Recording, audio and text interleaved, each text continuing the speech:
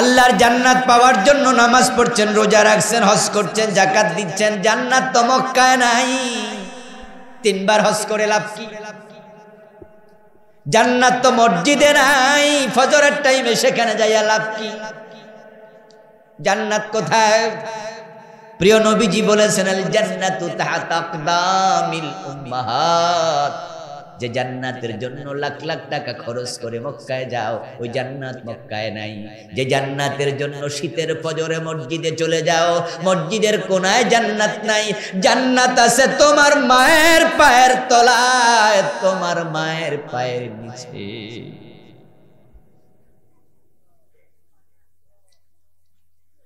قال رسول الله صلى الله عليه وسلم الوالد أوسط أبواب الجنة। প্রিয় নবীজি বলতেছেন, জান্নাতে প্রবেশের যতগুলো দরজা আছে, বাবা হলো সবচেয়ে বড় দরজা।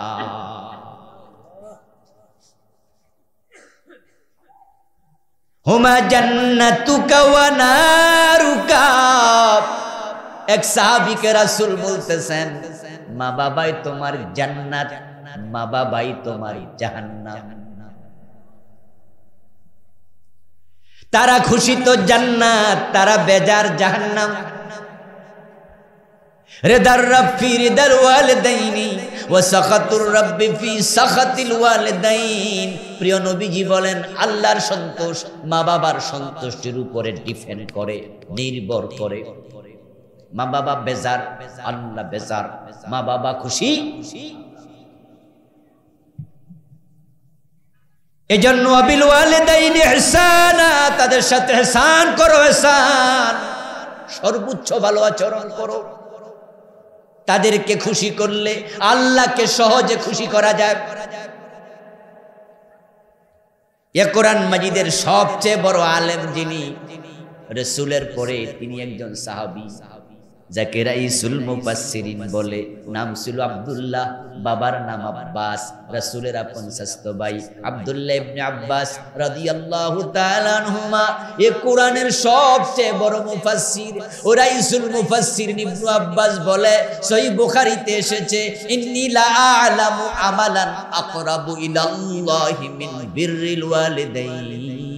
ও দুনিয়ার মানুষ, আল্লাহকে খুশি করার জন্য, তার সন্তুষ্টির জন্য তোমরা তো কত ইবাদত করো, জিহাদ করো, হজে যাও, সাদাকা করো, নামাজ পড়ো, চৈত্র মাসে রোজা রাখো, তোমরা কত ইবাদত করছো।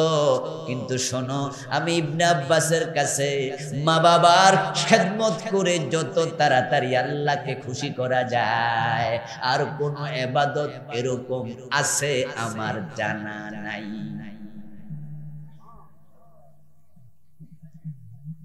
এই দুইজনকে খুশি করলে আল্লাহ এত তাড়াতাড়ি খুশি হয়, অন্য কোনো ভাবে এটা করা যায় না। প্রিয় নবীজি বলতেছেন, আমি জান্নাতে ঢুকলাম, দাখালতুল জান্নাহ ওয়া সামিতু ফিহাল কুরআন। আমি জান্নাতে ঢুকে দেখি, হতে পারে মেরাজের রাতে, হতে পারে স্বপ্ন যোগে, রাসূলুল্লাহ মেরাজের রাতে সশরীরে জান্নাতে ঢুকেছেন। সুবহানাল্লাহ পড়ে। আমি জান্নাতে ঢুকলাম, ঢুকে দেখি আল্লাহর এক বান্দা জান্নাতে কোরআন তেলাওয়াত করছে। আমি তার কোরআন তেলাওয়াত শুনে দাঁড়ালাম, ভাবলাম নিশ্চয় সে আমার উম্মত হবে। কারণ যদি ঈসা নবীর উম্মত হতো ইনজিল পড়তো, নবী মুসার উম্মত হলে তাওরাত পড়তো, কোরআন পড়ছে আমার উম্মত। এই সৌভাগ্যবান উম্মতের পরিচয় আমি জানতে চাইলাম। জিবরিল আমিনকে প্রশ্ন করলাম, ইয়া জিবরিল মান হুয়া, জিবরিল লোকটার পরিচয় কি, সে কে? জিবরিল আমিন বলে, ইয়া রাসূলুল্লাহ, আপনি চিনেন নাই বুঝি? হুয়া হারেসা ইবনে নুমান, এটা আপনার সাহাবী হযরত হারেসা। অথচ হারেসা তখনও মারা যায় নাই, তিনি দুনিয়ায়। রাসূল দেখে আসলেন জান্নাতে কোরআন পড়ছে।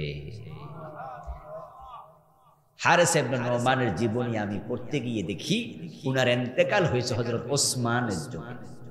কোন কোন ঐতিহাসিক বলছে হযরত ওমরের খেলাফতের শেষ দিকে। মানে আল্লাহর হাবিবের এন্তেকালেরও মোটামুটি 10-12 বছর বা আরো বেশি পরে হারেসা মারা গেছে, অথচ রাসূল বলে আমি জান্নাতে দেখি সে কোরআন পড়তেছে। আল্লাহর হাবিব দুনিয়ায় ফিরে আসলেন, ফিরে এসে হারেসা ইবনে নুমানকে ডাকলেন, ও হারেসা ইবনে নুমান, গোপনে গোপনে এমন কি আমল করে আল্লাহরে খুশি বানাইয়া ফেলছো, তোমারে জান্নাতে দেখে এসেছি, তুমি আল্লাহর কোরআন পড়ছো। হারেসা ইবনে নুমান বলে, ইয়া রাসূলুল্লাহ, অন্যরা যে আমল করে আমি তো তাই করি, নামাজ রোজা হজ যাকাত আপনি যেগুলো বলেছেন সেগুলো করি, তবে অতিরিক্ত একটা আমল আমার সুযোগ আছে যেটা সবার নাই, সেটা হলো আমার মা বড় বৃদ্ধা, নিজ হাতে খেতে পারে না, আমি হারেসা তারে খাওয়াইয়া তারপরে নিজে খাই, বুড়া মায়ের সেবা করি। প্রিয় নবীজির সাথে হারেসা ইবনে নুমানের গল্প চলছে, কথোপকথন। তখন পাশের বাড়ির সাহাবারা 2-4 জন আসছে, এসে তারা রাসূলকে বলতেছে, ইয়া রাসূলুল্লাহ, ওয়া কানা বাররান নাস বিউম্মিহি, হুজুর এই বেটা তার মায়ের সাথে খুব বেশি ভালো আচরণ করে, ইয়াগসিলুহা বিয়াদিহি, নিজ হাতে গোসল দেয়, ইউতিমুহা বিয়াদিহি, নিজ হাতে খাওয়ায়া দেয়, ইয়াফলি রাসাহা বিয়াদিহি, নিজ হাতে মায়ের চুলগুলা আশ্রয়া দেয়। আল্লাহর হাবিব শুনে বললেন, কাযালিকুমুল বিররু কাযালিকুমুল বিররু কাযালিকুমুল বির, 3 বার বললেন, এটাই বিররুল ওয়ালিদাইন, এটাই মা বাবার সাথে উত্তম আচরণ। কাবা তাওয়াফ করার সময় একজন মানুষকে দেখলাম, রাবি বলছেন, শাহেদা ইবনু উমার রাজুলান ইয়ামানিয়া, হযরত ইবনে ওমর তাকায়া দেখে ইয়ামানের এক ব্যক্তি, হামালা উম্মাহু ওয়ারা যহরিহি, মাকে কান্দে নিয়া পিঠের মাঝে নিয়া কাবা তাওয়াফ করছে। ইয়ামানের এক লোক মাকে কাঁধে নিয়ে কাবা তাওয়াফ করতেছে। আব্দুল্লাহ ইবনে ওমর তার দিকে একটু বিস্মিত নয়নে তাকালেন। ওই লোক আব্দুল্লাহ ইবনে ওমরকে বুঝছে, জিজ্ঞাসা করছে, কে? রাসূলের সাহাবী আব্দুল্লাহ, ওমরের ছেলে। তাওয়াফ শেষ করে ওই লোক ওমরের ছেলে আব্দুল্লাহর কাছে গিয়ে বলছে, আব্দুল্লাহ ইবনে ওমর, এটা আমার মা, যাকে আমি পিঠে করে তাওয়াফ করেছি। আমার মায়ের শখ হয়েছে তিনি কাবা তাওয়াফ করবে, হজ করবে, উমরা করবে, তাই ইয়ামান থেকে আমি কাঁধে করে এনেছি, কারণ তিনি উঠে বসে থাকতে পারেন না, উঠে বসে থাকার সামর্থ্য নাই, বুড়া হয়ে গেছে, কিন্তু শখ হয়েছে হজ করবো, উমরা করবো। আমি ইয়ামান থেকে কাঁধে নিয়ে আসলাম, আরাফায় গেলাম, মুজদালিফায় গেলাম, মিনায় গেলাম, তারপরে এখন তাওয়াফ করে হজের কাজ শেষ। আতারানি জাযাইতুহা, আমার প্রশ্ন হলো, আমার উপর আমার মায়ের যে হক আছে ওই হক আদায় করতে পেরেছি তো? ইবনে ওমর জবাব দেন, লা ওয়ালা বিজাফরাতিন ওয়াহিদা, আল্লাহর বান্দা তুই কি কস? মায়ের হক আদায় দূরের কথা, তোকে প্রসব করার সময় তোর মাঝে একটা বড় নিঃশ্বাস ফেলেছিল, এখনো একটা নিঃশ্বাসের হক আদায় হয় নাই। এ 2 জন এমন মানুষ, গায়ের চামড়া দিয়া জুতা সিলাইয়া দিলে হক আদায় করা যাবে না। হামালাতু উম্মুহু কুরহাব ওয়া ওয়াদাআতহু কুরহাব ওয়া হামলুহু ওয়া ফিসালুহু 30 শাহরা। আল্লাহ মায়ের কষ্টের কথা কোরআনে বিভিন্ন জায়গায় বলেছেন। তোমার মা, তার মা তাকে একটার পর একটা কষ্ট করে পেটে ধরেছে, জীবনের ঝুঁকি নিয়ে প্রসব করেছে, তাকে 2 বছর কষ্ট সহ্য করে দুধ খাইয়ে মানুষ করেছে। ওই মায়ের সাথে কখনো কড়া ভাষায় কথা বলিও না। বাবা তার গায়ের গাম পানি করে তোমাকে খাওয়াইছে, বড় করছে, লালন করছে, মানুষ করছে। এই জমিনে বাবার মতো মুহসিন কেউ নাই। গরিব বাবার জামা সেরা, নিজের জামা কেনার টাকা নাই, কিন্তু ছেলেকে নতুন জামা কিনে স্কুলে পাঠাইছে যেন বন্ধু বান্ধবের সাথে লজ্জায় পড়তে না হয়। বাবার জুতার আপনার ফিতা ছেঁড়া তালি দিয়া পরে, কিন্তু ছেলেকে বাবা নতুন জুতা কিনে দেয়। ও দোস্ত, রিক্সাওয়ালা বাবা বড় শখ, মানুষের রিক্সা চালাই। যদি একটা নিজে কিনতে পারতাম, 50 টাকা 100 টাকা করে জমাইতে জমাইতে মোটামুটি রিক্সা কেনার মতো টাকা হয়েছে। 25-30 হাজার টাকা ঘরে জমেছে। হঠাৎ ছেলেটা অসুস্থ, পেটে ব্যথা উঠছে, ডাক্তারের কাছে হাসপাতালে নিছে। ডাক্তার পরীক্ষা করে বাবারে কয়, আপনার ছেলের অ্যাপেন্ডিসাইডের ব্যথা উঠছে, যদি তড়িৎ অপারেশন না হয় তাহলে এটা বাস্ট হইয়া মরেও যেতে পারে, এখনই অপারেশন করতে হবে। তখন রিক্সাওয়ালা বাবা পাগল হয়ে যায়, ডাক্তার সাহেব আমার ছেলেকে বাঁচান, বাঁচতে সাহায্য করুন, কত টাকা লাগবে বলুন। কয় যে লাগবে তো 20-25 হাজার। বাবা তখন ভাবে রিক্সা কেনা দরকার নাই, আমার কলিজার টুকরাকে আগে বাঁচাতে হবে। স্বপ্ন জবাই করে সন্তানের চিকিৎসা করে এমন বাবাও আছে। নিজের স্বপ্ন জবাই করতে দেরি করে না সন্তানের চিকিৎসা। এই জন্য এই দুইজন মানুষের অন্তরে ব্যথা দিতে আল্লাহ মানা করছে। আমাদের যুবকেরা, আমাদের ভাইয়েরা সেই মা বাবাকে নিয়ে ভাগ বসা, ঠেলাঠেলি, ধাক্কা ধাক্কি। 3 ভাই, তাই 10 দিন 30 দিন, 10 দিন শেষ হলে ইশারা দেয়, আম্মা আপনার খানা আজকে।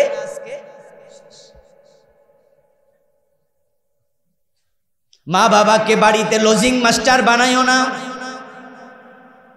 10 দিন ভাগ করে ইশারা দিও না, কারণ তুমি যখন বলো তোমার মেয়েকে দিয়ে, নাতি নাতপুর দিয়া, বউকে দিয়া আজকে খাবার শেষ, তখন মায়ের কলিজায় লাগে, বাবার কলিজায় লাগে। মা মনে মনে ভাবে, তোরে 9 মাস 10 মাস পেটে ধারণ করেছি, কাউকে কষ্টের ভাগ আমি দেই নাই রে, আজকে তুই কেমনে বলস খানার দিন শেষ।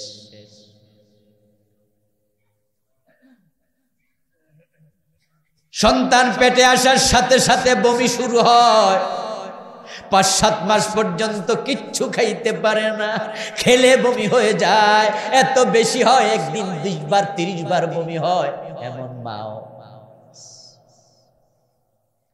আপনি পেটে, কিন্তু ঘরের কাজ তো বন্ধ হয় নাই, ঘরের কাজ করা লাগে, রান্না করা লাগে, ঘর ঝাড়ু দেয়া লাগে, অন্য অন্য সব কাজ চলছে, আপনি পেটে ধীরে ধীরে বড় হন। রাতের বেলায় ঘুমাতে যায়, তখন আপনি লাথি দেন, মা রাতের বেলা ঘুম ভেঙে যায়, রাতের 1:30টা বাজে, স্বামী দেখে পাশে বউ নাই, একই খাটে ঘুমিয়েছে, বউ কোথায় গেল, পরে শোনে টয়লেটে যায় বমি করতেছে, বমির আওয়াজ কানে আসছে। রাতের বেলায় বমি, দিনের বেলায় কাজ, আর ঘুমাইতে গেলে আপনার পেটের ভিতরের লাথি। এই মহিলা ঘুমাবে কখন? হামালাতুমহু কুরহা ওয়াহানান আলা ওয়াহান, কষ্টের শেষ নাই। তারপর যখন সময় আসছে প্রসব করবে, ওয়াদাতহু কুরহা, জীবনের ঝুঁকে নিছে। প্রথম সন্তান যখন প্রসব হয়, মায়ের অভিজ্ঞতা নাই কেমনে সন্তান প্রসব করে, 2-4 মাস আগ থেকে ঘুম হারাম হয়ে যায় টেনশনে, হায়রে প্রসবের সময় আবার মরে যাই কিনা। বোন থেকে দোয়া নেয়, মা থেকে বিদায় নেয়, আমারে মাফ করে দিও, জানি না সন্তান জন্মের সময় বেঁচে ওঠে কিনা। সন্তান প্রসবের সময় মরে গেছে এমন মাও তো। বেদনা যখন আসে, প্রসব বেদনায়, তখন মায়েদের গা ঘেমে যায়, শীতের মাঝেও ঘেমে যায়, কষ্ট, দাঁড়াইলেও ব্যথা, বসলেও ব্যথা, শুইলেও ব্যথা, কি পরিমাণ ব্যথা প্রসবের সময়। আমরা পুরুষেরা এটা বুঝবো না, এটা বুঝার সাধ্য সামর্থ্য আমাদের নাই। আমার বন্ধু মায়ের চরম ব্যথা সহ্য করেছে, একজন মা সন্তান প্রসবের সময় কি পরিমাণ ব্যথা সহ্য করে, এটা নিয়ে 1940 সালে একটি গবেষণা হয়েছে। দুজন স্বাস্থ্য বিজ্ঞান নিয়ে গবেষণা করেছে। একজনের নাম ডক্টর ডি হার্ডি, আরেকজনের নাম হ্যারল্ড জি অলস। এটা আমার লেখা একটি বই। ব্যক্তি ও পরিবার নিয়ে পুরা জীবন, সংসার টংসার সব নিয়ে লিখেছি। এ বইতে আমি এনেছি এ দুইজন গবেষকের গবেষণা। তারা বলেন যে একজন মানুষ সর্বোচ্চ 45 ঢেল ব্যথা সহ্য করতে পারে। অর্থাৎ 20টা হাড্ডি যদি একসাথে ভেঙে যায় তাহলে যেই পরিমাণ ব্যথা হয় সেটা হলো 45 ঢেল, 45 ইউনিট, 45 ইউনিট। এর চেয়ে বেশি ব্যথা হলে মানুষ বেহুশ হয়ে যাবে, মরে যাবে। কিন্তু মা প্রসবের সময় 57 ঢেল ব্যথা সহ্য করে সন্তান প্রসব করে।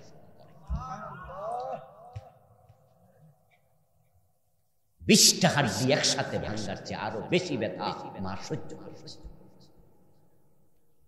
জিহ্বায় কামড় দিয়েছে, নিজের চুল পর্যন্ত নিজে ছিঁড়ে ফেলেছে, চিৎকার দিয়ে উঠেছে, জীবনের ঝুঁকি নিয়ে আপনাকে আমাকে প্রসব করেছে। এখন তো সিজার, পেট কাইটা বাচ্চা বের হয়। কিন্তু আমরা যারা আছি 5 বোন 7 ভাই, 4-5 জন 10 জন 12 জন সন্তান, একটাও সিজার করে নাই। এরপরে বর্তমানেও যে সিজারিয়ান সিস্টেম, এটাও কিন্তু কম কষ্ট না। মেরুদণ্ডের হাড্ডিতে একটা ইনজেকশন পুশ করে তারপরে পেট কাটে, ওটা এত সোজা হয়ে শুয়ে থাকা লাগে। একদিন পুরা প্রায় 2 দিন পর্যন্ত নড়াচড়া পর্যন্ত করা যায়। শক্ত খাবার বন্ধ, প্রস্রাবের নল দিয়ে প্রস্রাব করানো লাগে। এরপরে আবার এই সিজারের ব্যথা মাঝে মাঝে ওঠে, পেট মোটা হয়ে গেলে ইনফেকশন হয়, কত কষ্ট। এখানেও কষ্টের সীমা নাই। সন্তান প্রসবে তার কষ্ট শেষ নয়, তারপরে এবার আসলো নতুন কষ্ট। আপনি দুধ খাবেন, প্রস্রাব পায়খানা করবেন, ডান হাত নাই বাম হাত নাই, 2 হাতে পরিষ্কার করে। আমার মা, আপনার মা আমাদেরকে 5 বছর 6 বছর বয়স পর্যন্ত প্রস্রাব পায়খানা পরিষ্কার করছে। আর আজকে আপনি মাকে ধাক্কা মারেন, এই ভাই ধাক্কায় ওই ঘরে, ও ভাই ধাক্কায় ওই ঘরে। আমি বলবো দোস্ত, 10 দিন ভাগ করে খাওয়ানো অন্যায় না। কারণ 3 ভাই চাইবে খেদমত করতে, 3 ভাই 10 দিন করে ভাগ করতেই পারে। কিন্তু আপনাকে বলবো, আপনার কোনো 10 দিন না। আপনি মা বাবা 2 জনের কানের কাছে শক্ত করে বলে দেবেন, বউকে সামনে রেখে, আমার ঘরের দরজা তোমাদের জন্য 30 দিন খোলা। যা আমার ভাইয়েরা 10 দিন করে খাওয়া, কিন্তু আমি 10 দিন না। আমার কয়দিন? কথা বলে না কেন ভাইয়েরা? কয়দিন? আমার এই ঘর দরজা 30 দিন। আপনার বউকে বলে দেবেন, আমার মা আমার বাবাকে কখনো খাবার শেষ এই ইশারা দেয়া যাবে না, এটা হারাম, এটা নিষেধ। তারা খাইতে থাকুক, যখন মনে পড়ে ওই ঘরে যাবে তখন যাবে, যদি না যায় সারা বছর খাবে। আমার মা একা কষ্ট করেছে, কোনো ভাগ কাউকে দেয়নি, আমিও কোনো ভাগাভাগি করতে রাজি না। মা বাবাকে নিয়ে ধাক্কা ধাক্কি হবে না, টানাটানি হবে। কি হবে? টানাটানি হবে। এই ছেলে বলবো আমি খাওয়াবো, ওই ছেলে বলবো আমি খাওয়াবো। তাদের যেখানে মন চায় সেখানে খাবে, কিসের ভাগ? অথচ পোড়া কপাইল্লা, শ্বশুর আসছে, শাশুড়ি আসছে, বাজার থেকে ইলিশ মাছ রুই মাছ আনছে, রান্না করছে, শ্বশুর শাশুড়িকে নিয়ে মজা করে খায়, মা বাবাকে ডাকটাও দেয় না। কেমনে ডাক দেবে? খাবার তো 2 দিন আগে না শেষ। বউরে একটু কইছিল, মারে একটু ডাকি, বাবারে একটু ডাকি, বউ ধমক মারছে, আমার মা বাবা আইছে, এখন আবার ডাকা ডাকির কি দরকার? 2 দিন আগে না খাইয়া শেষ করছে। তখন তিনি বিড়ালের মতো মেও মেও করে বউয়ের শাড়ির আঁচলের নিচে ঢুকে, এটা স্বামী না, এটা আসামি, এটা পুরুষ না, এটা কাপুরুষ। শ্বশুর শাশুড়িকে অসম্মান করবে এটা নয়, তারাও তোমার শ্রদ্ধেয়, তারাও মুরব্বী, তাদেরকেও সম্মান করো। কিন্তু ভুলে যেও না, তোমার শ্বশুর শাশুড়ি কখনো তোমার মা বাবার উপরে প্রাধান্য পেতে পারে না।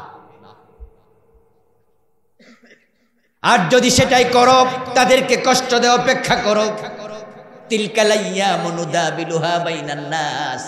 আল্লাহ কোরআন মাজিদে বলছেন, আমি মানুষের মাঝে দিন ঘুরাইয়া দেই। আজকে তুমি ছেলে, কালকে হবে বাবা। আজকে যে আচরণ করেছ, তোমার সন্তান সেটাই ফিরাইয়া দেবে। অপুত্রবধূরা শোনো, মা শোনো বোন, আজকে তুমি বধূ, কালকে হবে শাশুড়ি। আজকে শাশুড়ির সাথে যে আচরণ করছো, অপেক্ষা করো, তুমি শাশুড়ি হলে তোমার পুত্রবধূ একই আচরণ চাই ফিরাইয়া দেবে। যেমন কর্ম, বলেন না বলেন না, যেমন কর্ম। এই যে গত 15 বছর যা করছে এই সরকার, রেজাল্ট পাইছে না? আমাদের মাহফিল বন্ধ, মাদ্রাসায় মামলা, হুজুর মারে, জেলে দেয়, ফাঁসি দেয়, হুজুরদের কণ্ঠ নাড়ি চেপে ধরছে। ইসলামের কথা ওপেন বলা যায় না, শর্ত লাগবে, আইন লাগবে, মাহফিলের অনুমতি লাগবে। পুরা দেশটারে নিজের মুল্লুক বানাই ছাড়ছে। আল্লাহ কয় না, যেমন কর্ম তেমন ফল। 15 বছর পরে আউট, এখান থেকে সর। দেশ ছেড়ে এমন ভাবে পালাইছে, রান্না করা ভাত খাইয়াও পালানোর সময়।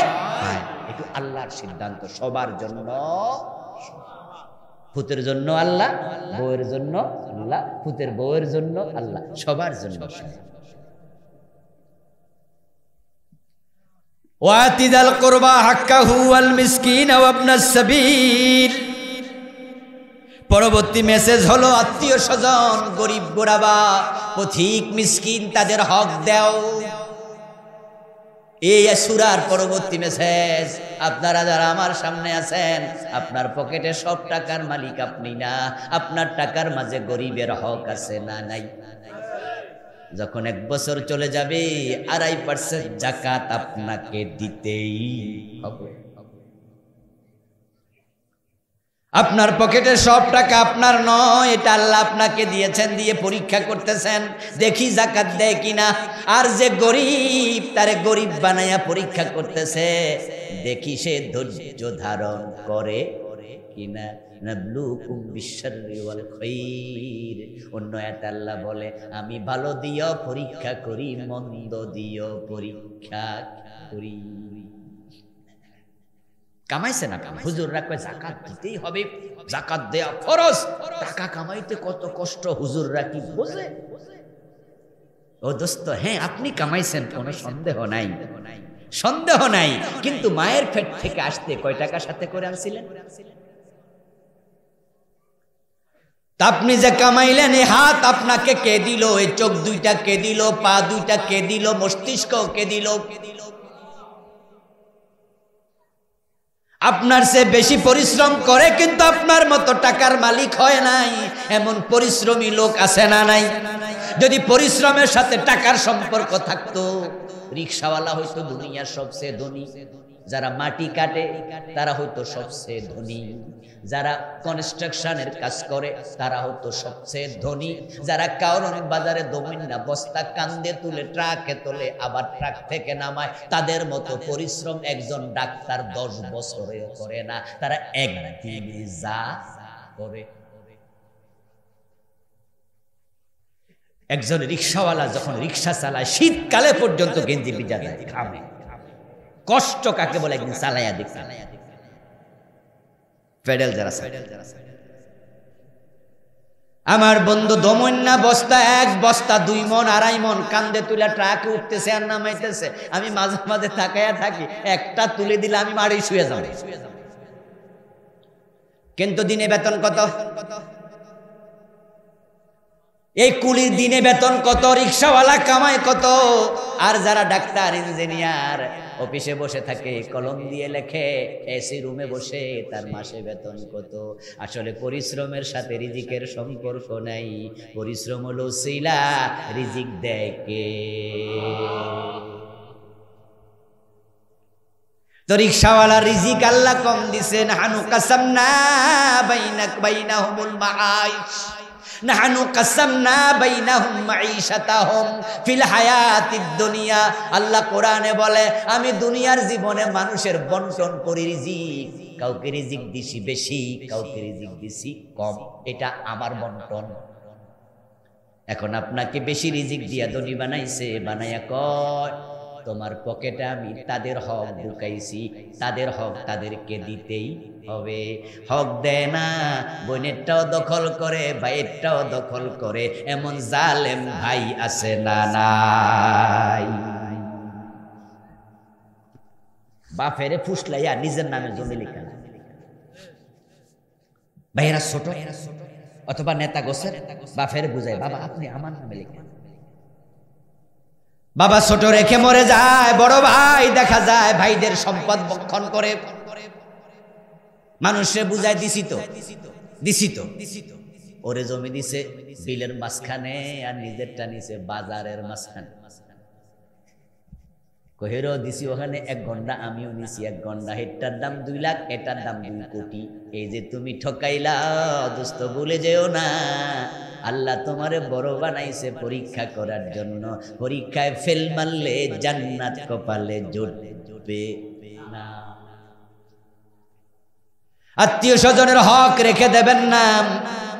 মান কাতা মিরাসা ওয়ারিসিহি কাতা আল্লাহু মিরাসাহু মিনাল জান্নাহ। প্রিয় নবীজি বলেছেন যে আত্মীয়দের হক মিরাস কেটে রাখে, আল্লাহ তার জান্নাত কেটে রেখে দেবে।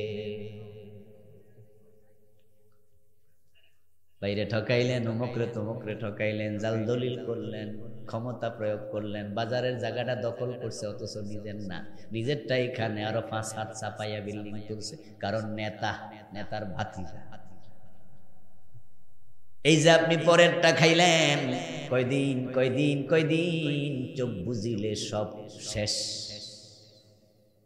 জীর্ণ শীর্ণ সরাই খানা, রাত্রি দিবা 2টি দ্বার, এরই মাঝে দুনিয়াদারি চলছে বড় চমৎকার। রাজার পরে আসছেন রাজা, সজ্জা কত বাদ্য ধূম, তুচ্ছ সব কয়দিনই বা চোখ বুঝিলে সব নিঝুম। এই দখল করা জমি কিন্তু কবরে নিতে পারবে না, থেকে যাবে। কিন্তু সমস্যা কোথায় জানেন? সমস্যা হলো রাসূলুল্লাহর হাদিসে তিনি বলেছেন, মান আখাযা মিনাল আরদি শিবরান যুলমা, অন্যায় করে যদি 1 বিগত পরিমাণ সম্পদ দখল করে, সাইয়ুতাওয়াকিহু ইয়াউমাল কিয়ামাতি মিন 7 আরদিন, আল্লাহ সেটারে 7 গুণ বড় করে কিয়ামতের দিন ওই জালেমের গলার মাঝে ঝুলাইয়া দেবে, দিয়ে ফেরেশতারে বলবে লাঠি লো, জাহান্নামের চাবুক লো, তাকে পিছন দিয়া পিটা আর বল এই সবটা মাটি গলায় লইয়া হাসরের মাঠে চল। কয় গুণ বড় করবে? 7 গুণ। ওয়াজ বাড়িতে নিয়েন। কয় গুণ?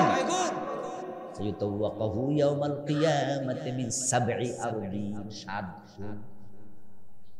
এদিকে 7 গুণ, আরো 7 গুণ, ওটা তো পাহাড়ের চেয়ে বড় হয়ে যাবে, পাহাড়ের চেয়ে বড় হবে নিশ্চিত। কারণ পৃথিবীর সবচেয়ে বড় পাহাড় যেটা হিমালয়, তার চূড়া হলো 29,000 ফিট উঁচু। কত হাজার ফিট? 29। আর পৃথিবীর সবচেয়ে গভীর সমুদ্রের গভীরতা হলো 36,000 ফিট গভীর। এর মানে কি দাঁড়ালো? মানে দাঁড়ালো পুরা হিমালয় কেটে যদি ওই প্রশান্ত মহাসাগরের গভীরতম স্থানে ছেড়ে দেয়া হয়, সবটা হিমালয় ডুবে যাবে, তার উপরেও পানি থাকবে 7,000 ফিট। ওটা তো 36, এটা 29। এখন যে জায়গায় গভীরতা আছে, সেই জায়গায় গভীর যেখানে শেষ, ওখানে আবার মাটি আছে না নাই? তাহলে বোঝা গেল মাটির গভীরতা আরো বেশি। তাহলে 7 গুণ যদি নিচে যায়, অবস্থা হবে কি? এই জন্য আমি একটা পরামর্শ দিই মানুষের, আজকেও আপনারা দিতেছি, সেটা হচ্ছে যারা মানুষের জমি টমি দখল করেন, তারা প্রতিদিন 1-2 কেজি দুধ রোজ করে খাইবেন, যেন বল হয়, না হয় টানবেন কেন? কি বিপদ না হয়? এই জন্য দুধ খাইয়া মোটা সোটা হয়ে থাকবেন, যেন ওইটা টানতে পারে। আর যদি মনে করেন যে টাইম মোটা হইয়াও লাভ নাই, তাহলে পরের জমি দখল ছেড়ে দেন। মিরাসি হক কখনো কাটবেন না। জাকাত দেন, জাকাত হিসাব করে করে দেন, এক পয়সা যেন জাকাতের পকেটে না থাকে। গরিব মিসকিন অসহায় তাদের যা পাওনা দিয়ে দেন। ওয়ালা তুবাযযির তাবযীরা। এবার পরের নসিহত হলো, ও ধনী মানুষেরা শোনো, সম্পদ পাইয়া অপচয় করিও না, অপচয়কারী শয়তানের ভাই। গরিবরা অপচয় খুব একটা করে না, অপচয় কেমনে করবো হয়তো নাই, অপচয় করে ধনীরা। খুব খারাপ জিনিস এটা। আল্লাহ অপচয় দারুণ অপছন্দ। গাড়ি বউয়ের একটা, ছেলের একটা, নিজের একটা, খায় অর্ধেক ফালায় অর্ধেক। ধনী মানুষের বিয়েতে গেলে আশ্চর্য হবেন, ঢাকা শহরে কমিউনিটি সেন্টারে যে বিয়েগুলো হয়, খাবার অপচয় দেখলে না কলিজারা সেট করে যায়। এক একটা ধনী মানুষের বিয়েতে যে পরিমাণ অপচয় হয়, এই খাবারগুলো জমা করে দিলে এক গ্রামের গরিবে খাইতে পারতো 7 দিন। 10-20 আইটেম কয়টা খাইব? এরপরও দেয়, আরো খান, আরো খান, অর্ধেক খায়, বাকিটা ফালাই দেয়। আর সব যে খায় এটা মনে করে ফ্রেশ টেজিস। এজন্য যদি কেউ খাইয়া একটু গাল আঙ্গুল ঢুকাই দেয়, তখন কেউ চোখ বড় করে চায়, খাইরে আপনি খাইয়ালা। ভদ্রতা হলো কিছু ফালাই দেবেন। খাবার তুমি বানাইতে পারবা? খাবার আপনি বানাইতে পারবেন? একটা দানা বানাইতে পারবেন, কাঠটা ফালাইলেন, কে বানাইলো ফালাইলো? খুব সাবধান। এই জন্য ছেলে মেয়ে চাইলে দেবেন না। ধনী মানুষ যারা আছেন সন্তানদেরকে অভাব শিখাবেন, অভাব শিখাবেন, তাহলে সন্তান অপচয় করবে না। কারণ আমরা যারা ধনী আছি, আপনারা যারা ধনী আছেন, আপনি ধনী একদিনে হন নাই, আপনি ধনী আস্তে আস্তে হয়েছেন। কিন্তু আপনার সন্তানরা জন্মের পরেই তারা বড় লোক, কারণ বাবার আছে। এই জন্য ধনের মায়া তাদের আপনার মতো থাকবে না। এজন্য দেখবেন যে ব্যক্তি নিজে টাকা কামাইয়া জমি কিনছে, হে কিন্তু বিপদে পড়লো জমি বেচতে চায় না, কিন্তু ফোলা আগ থেকে বেচার জন্য মুছে তেল দেয়, বেচা খাইলো, হে তো আর কিনে না, এ বোঝা না। সন্তানদেরকে অভাব শিখাবেন, চাইলে দেবেন না। আর যারা এই সন্তানদেরকে অপচয় করার টাকা দেয়, তাদের সন্তান মানুষ হয় কম, তারা সীমালঙ্ঘনকারী হয়ে যায়। তাই অল্প বয়সে ইউনিভার্সিটি লেভেলে মাদকাসক্ত হয়। গাঁজা খাওয়ার টাকা পায় কই? বাপে না দিলে। বাপ যদি টাকা না দিত, হিরোইন খায় করতে, ইয়াবা কেমনে কিনে করতে টাকা এলো। এই জন্য সন্তানরা টাকা চাইলে জিজ্ঞাসা করবেন, টাকা দিয়ে কি করবা, হিসাব নেবেন। হিসাব ছাড়া দেবেন না, দিলে অপচয়কারী হয়ে যাবে, আর অপচয় তাকে শয়তানের ভাই বানিয়ে ছেড়ে দেবে। আল্লাহ তাআলা বলেন, ওয়ালা তাজআল ইয়াদাকা মাগলুলাতান ইলা উনুকিকা ওয়ালা তাবসুতহা কুল্লাল বাসত। একবার হাত খুলে অপচয়কারী হবেন না, আবার কৃপণ হওয়াও যাবে না। অনেকে আছে কৃপণ, কৃপণ কিন্তু আল্লাহর অপছন্দনীয়, প্রয়োজনেও খরচ করে না, এমন লোক আছে। পকেটে টাকা আছে, মিষ্টি খাবে। দোকানদাররে জিজ্ঞাসা করছে, মিষ্টি দোকান ভাই কেজি কত? দোকানদার কয় যে 350 টাকা কেজি। দোকানতে বাইরে দাঁড়াইয়া দাঁড়াইয়া মনে রে কয়, রু যা তুই একা একা খাইয়া আয়, আমি এনে খাই। যেই নিজে সন্তানকে ভালো কাপড় চোপড় দেয় না, নিজে ভালো কাপড় পরে না, অথচ পয়সাওয়ালা ফারুক আজম, ওমর প্রেসিডেন্ট, এক লোক হেঁটে যাচ্ছে পাশ দিয়ে, কাপড় চোপড় একটু পুরাতন, একটু ছিঁড়া টুটাওয়ালা। হযরত ওমর দেখে বলেন, এই আল্লাহর বান্দা এদিকে আসো। কাছে ডাকলেন, দাঁড়া করালেন, পাশেই ছিল আপনার উনার জাকাত বিভাগের দায়িত্বশীল, বললেন, এই তাকে জাকাতের কিছু টাকা দাও। ওই ভদ্রলোক বলল, হুজুর আমার জন্য জাকাত খাওয়া হারাম, আমি ধনী মানুষ। কি বললো? ধনীর জন্য জাকাত খাওয়া জায়েজ আছে? ওমর বলে, হুজুর, ওই বলে, হুজুর আমার জন্য জাকাত খাওয়া হারাম, আমি ধনী। ওমর কয়, তাহলে লাড়ি ডালো, সাবুক ডালো, ধনী হইলে সেরা জামা কাপড় দিছ কেন? ও আম্মা বিনিআমাতি রাব্বিকা ফাহাদ্দিস। আল্লাহর দেয়া নিয়ামত আল্লাহ তার বান্দার মাঝে প্রকাশ পছন্দ করে। এই জন্য অপচয়কারী হবেন না, কৃপণ হওয়া যাবে না। অপচয় বলা হয় প্রয়োজন নাই তাও খরচ করে, কৃপণ বলা হয় যে প্রয়োজনে খরচ করে না। আমরা থাকবো কি মাঝামাঝি। ওয়ালা তাকতুলু আওলাদাকুম খাশিয়াতা ইমলাক। পরবর্তী অর্ডার, রিজিকের ভয়ে সন্তান হত্যা করা যাবে না। ছেলে হোক মেয়ে হোক, কয়টি সন্তান যথেষ্ট? কাপাসিয়ার লোকেরা সালাক আছে, কয় না।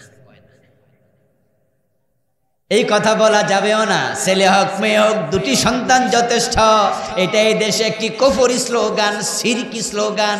এই স্লোগান ঢুকাইয়া মানুষকে বুঝাইছে বেশি সন্তান হইলে খাওয়াবে কে, অথচ রিজিকের মালিক আল্লাহ। তা নিয়ে তোমার টেনশন করার কোনো প্রয়োজন, বরং আমরা স্লোগান দেব, মুখ দিয়েছেন যিনি, আহার দেবেন তিনি। এটাই কোরআনের কথা। আপনাদের কাছে আমি জানতে চাইবো, যারা জানেন বলেন তো, আল্লাহ মানুষ বানাইছে আগে না রিজিক লেখছে আগে? রিজিক লেখছে আকাশ জমিন বানানোর আগে। আপনি আর আমাকে বানানোর আগে তো বটেই। রাজ্জাক রিজিক লেখে তারপরে মানুষ দুনিয়া পাঠাইছে। মানুষ বেশি হইলে খাওয়াইব কে? তাইলে তো চায়নার মানুষ না খাইয়া মরে যাইতো। পৃথিবীর সবচেয়ে বেশি মানুষ কোন দেশে? ওরা না খাইয়া মরে নাকি? ওরা আমাদের মতো না আরো ধনী? ওরা মানুষের খানা আরো সাপ্লাই দেয়। মানুষকে সম্পদে পরিণত করো, সম্পদে পরিণত করো। রাসূলুল্লাহ বলেছেন মানুষ হলো স্বর্ণের খনি, রৌপ্যের খনির চেয়েও দামি। আন্নাসু মাআদান কামাআদিনিয যাহাবি ওয়াল ফিদ্দা। স্বর্ণের খনি যেমন, মানুষের দাম তেমন। যদি এটাকে মানুষ বানানো যায়, আমাদের বাংলাদেশে পরিবার পরিকল্পনার পিছনে যত টাকা খরচ করছে, এই জন্ম নিয়ন্ত্রণ ফিল, জন্ম নিয়ন্ত্রণ এডা হেডা বানাইয়া যত টাকাই পর্যন্ত খরচ হয়েছে, এই টাকা যদি ইন্ডাস্ট্রি বানাইয়া চাকরি দিত অথবা যুবকদেরকে ট্রেনিং দিয়া বিদেশ পাঠাইতো, তাহলে এই দেশের রেমিটেন্স আরো 10 গুণ বেশি আসবে। আপনি বিদেশ লোক পাঠায়, কিচ্ছু জানে না, কিচ্ছু জানে না। না গাড়ি চালাইতে জানে, না মেকানিক্যাল জানে, না ইলেকট্রিসিটি জানে, কোনো এলেম নাই, কালাম নাই, পেশা নাই। এই বিদেশ গেলে ঝাড়ু দেয়া সারা করবে কি? বাংলাদেশে জনশক্তি বিদেশ যায়, অধিকাংশ কিচ্ছু করতে পারে না। তো না করতে পারলে আপনার চাকরিটা দিবে কোথায় বলেন?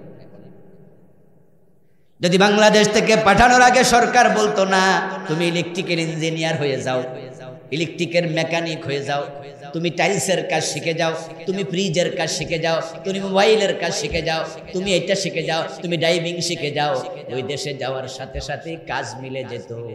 তখন বেতন হতো কর্মচারী ওই সুইপারের বেতনের চেয়ে 3 গুণ 5 গুণ বেশি। আমি ছোট করছি না, হ্যাঁ করছি না, তারা আমাদেরই ভাই, কিন্তু প্রশিক্ষণ ছাড়া পাঠায়, যার কারণেই সমস্যা। আপনারা যারা উমরায় গেছেন, হজে গেছেন, মক্কা শরীফে মদিনা শরীফে এক রকমের পোশাক পরা কিছু ঝাড়ুদার দাঁড়ায় থাকে না?